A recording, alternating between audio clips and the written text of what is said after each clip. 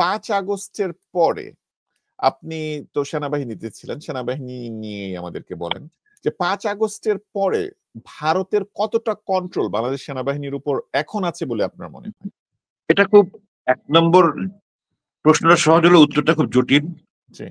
আর 2 নম্বর স্পর্শকাতর। আমাকে তাহলে প্রত্যেকটা জেনারেলের সম্পর্কে পুঙ্খানুপুঙ্খ আপনার তথ্য নিয়ে আপনাকে এর উত্তর দিতে হবে। আমি এইভাবে অফহ্যান্ড তো আপনাকে বলতে পারবো না। আচ্ছা। আর আমি যেহেতু আমার বিষয়টা একটু যেহেতু স্পর্শকাতর বেশি, আপনার একটু বিতর্কিত বেশি, আমি এইগুলো সাধারণত আমি তাদের সাথে কথা বলি না। বাই এন্ড লার্জ আমি মনে করি না যে আমাদের সেনাবাহিনীতে তাদের প্রভাব এখন খুব বেশি আছে। উপরের দিকে কিছু কিছু প্রশ্নের অবকাশ অবশ্যই রয়ে গেছে, কিছু প্রশ্ন অবকাশই রয়ে গেছে, যে অনেককেই যেটা কথিত আছে যে অনেককেই তারা কিনে নিয়েছে। হুম, হুম, কারণ হুম। এগুলো তো ইনট্যাঞ্জিবল, এগুলো সরাসরি উত্তর দেওয়া খুব কঠিন ব্যাপার। জি, আমি যেটা মনে করি যে আমাদের সেনাবাহিনী কোনদিন জনগণের বিরুদ্ধে দাঁড়াবে না, জি। এবং আমি মনে করি জেনারেল ওয়াকার 5ই আগস্ট যেটা করেছে সেটা ওই অবস্থান থেকে সে নড়বে না।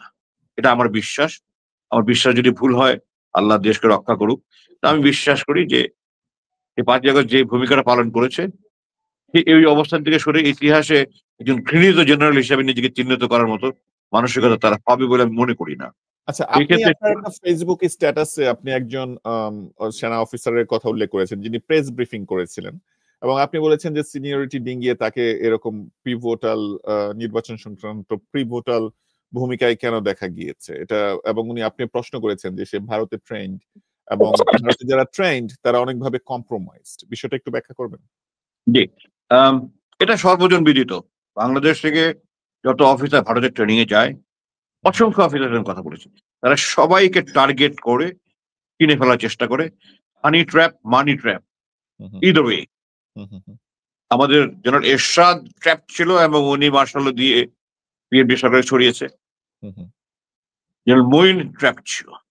হুম, হুম, এখন যারা আছে, কয়জন ট্র্যাপড কয়জন ট্র্যাপ না, আমি সুনির্দিষ্টভাবে বলতে পারবো না, কারণ আমি তো গত 16 বছর সেনাবাহিনীর বাইরে। কারা কারা গেছে এটা আমি বলতে পারবো না, কিন্তু আমার সাথে তো শত শত অফিসারের যোগাযোগ আছে। তাদের কাছ থেকে তাদের ব্যাচমেটদের সম্পর্কে জানি আমি, হুম, হুম, কারা কারা ভারতে গেছে। হুম, এবং হুম, ভারতে গিয়ে সবাই যে ট্র্যাপড হচ্ছে তা না, যাদের খুব অনেক কঠোর ঈমান আছে, দেশপ্রেম আছে, তারা বেঁচে থাকতে পারছে। হুম, হুম, তাদেরকে ড্রিঙ্ক করাচ্ছে, তাদেরকে মেয়ে, তাদেরকে টাকা, বিভিন্ন রকম ভাবে তাদেরকে প্রলোভিত করে, তাদেরকে ওগুলো ভিডিও করে, তাদেরকে ট্র্যাপ করে তাদেরকে দিয়ে কাজ করানো হয়। এখন আচ্ছা, অনেকের সম্পর্কে এরকম আছে, আমি সুনির্দিষ্টভাবে বলতে চাচ্ছি না।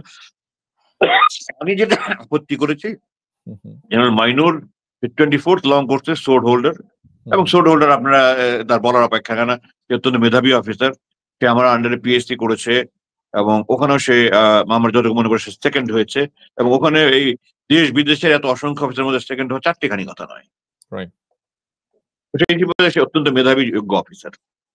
কিন্তু তার আনুগত্য নিয়ে অনেকেই প্রশ্ন করে, এমনকি তার কোর্সমেটরাও আমার কাছে প্রশ্ন করে।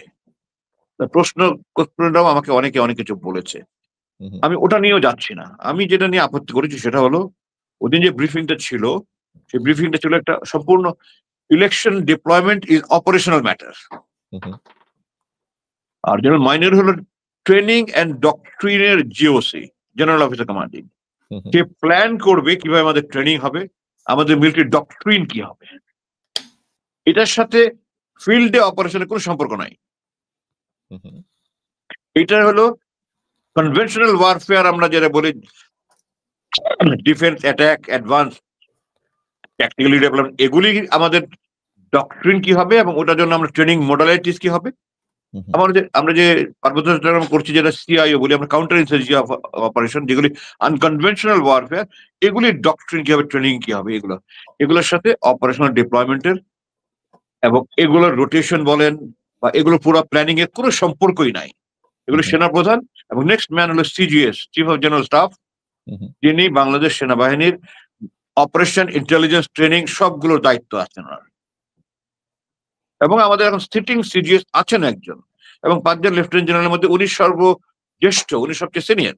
হুম, হুম, তাকে বসিয়ে রেখে ময়মনসিংহ এ কর্মরত জেনারেল মাইনুল, যার অপারেশনের কোনো সম্পর্কই নাই, তাকে দিয়ে করানোটা আমার কাছে সন্দেহজনক মনে হয়েছে। আমার কাছে জিনিসটা স্বস্তিকর মনে হচ্ছে না। এটা আমার কাছে নট ভেরি ক্লিয়ার কেন এটা করানো হয়েছে, এবং আমি জিনিসটাকে ভালোভাবে নেইনি, এখনো নিচ্ছি না। মানে আপনার আশঙ্কাটা কি? এখানে ইন্ডিয়ার কোনো ইন্ডিকেশন আছে? আপনার কি আশঙ্কা? আমি যেহেতু সুনির্দিষ্ট না, আমি এটা বলতে পারছি না তাদের কোনো হাত আদৌ আছে কিনা।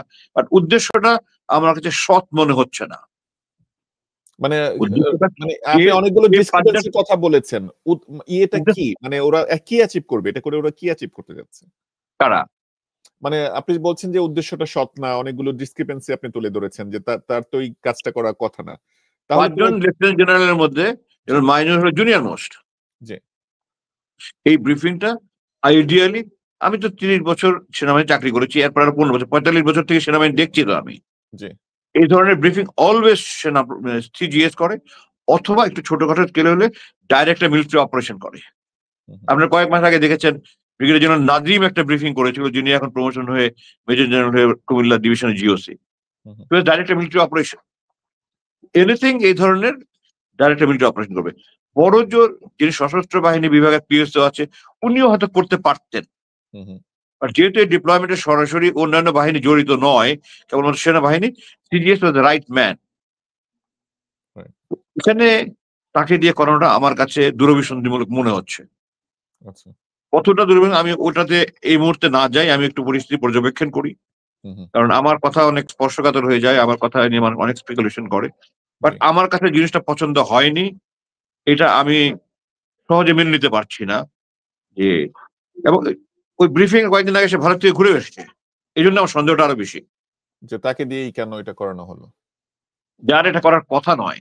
জি। আমরা সেনাবাহিনীতে এই সমস্ত ডেকোরাম খুব ভালোভাবে মেইনটেইন করি আমরা। হুম, হুম, হুম, আমরা একজন লজিস্টিক অফিসার দিয়ে কোনদিন অপারেশনাল ব্রিফিং করাবো না। অপারেশন অফিসারকে দিয়ে লজিস্টিক ব্রিফিং করাবো না আমরা। হুম, হুম, হুম। আমাদের এগুলো সব কম্পার্টমেন্টের আছে, এবং কার কি মানে চার্টার। এটা কি এমন হতে পারে যে তাকে দিয়ে এখন ইলেকশন ম্যানুফ্যাকচার করার একটা আ স্টেপ হিসাবে আপনি দেখেন এই বিষয়টাকে? না, আমি এইভাবে ঠিক অনুমান করতে চাচ্ছি না আমি। ওকে, এটা পরিস্থিতি পর্যবেক্ষণ করতে হবে। ঠিক এটা আছে। একটা হতে পারে যে হয়তো তাকে পরবর্তীতে সিজিএস বানানো হবে, এইজন্য তাকে প্রস্তুত করা হচ্ছে। আচ্ছা এটা আগে হতে পারে। আমি মিডিয়াতে অনুমান ছিল। করতে পারি। কিন্তু আচ্ছা। ওটার জন্য তাকে এখন আরডক এর জিওসি হিসাবে, আমরা আরডক বলি, army training and doctrine command. হুম, হুম। তো এই আরডক এর জিওসি কে দিয়ে উনি যখন হবে তখন হবে। জি, তখন উনি ব্রিফিং করবে। জি। কিন্তু উনাকে করা হতে পারে এদের জন্য এই ব্রিফিংটা আমার কাছে স্বাভাবিক মনে হয়নি, করানো কোনো অবস্থাতে উচিত হয়নি।